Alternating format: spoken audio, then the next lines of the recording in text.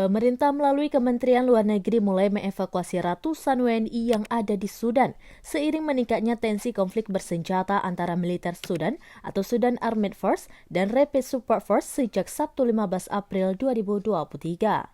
Menteri Luar Negeri atau Menlu Republik Indonesia, Retno Marsudi, mengimbau agar setiap WNI yang masih berada di Sudan segera melaporkan diri. Evakuasi tahap pertama untuk membawa WNI ke tempat yang lebih aman sudah dilakukan.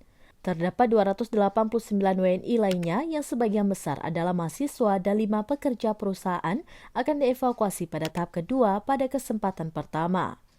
Untuk itu, Menlu RI mengimbau agar setiap WNI yang masih berada di Sudan dan belum melaporkan diri untuk segera melaporkan keberadaannya ke KBRI Khartoum.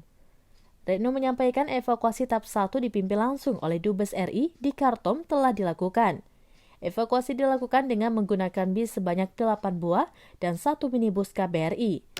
Menlu berujar tim kecil perbantuan untuk evakuasi juga telah bergerak, baik yang dari Jakarta dipimpin oleh Direktur Pelindungan Warga Negara Indonesia dan tim perbantuan dari Riyadh dan Jeddah. Pagi ini tim evakuasi juga akan berangkat menuju Jeddah dengan pesawat TNI Angkatan Udara yang terdiri dari tim pengamanan TNI, tim kesehatan dari Puskes TNI, dan personel Kemlu.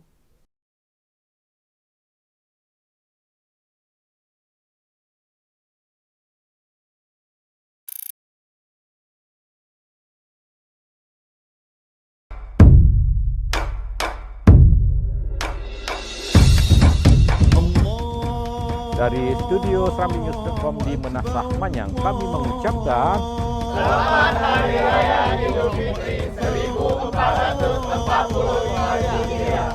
Minal Aidin wal Faidin, mohon maaf lahir dan batin.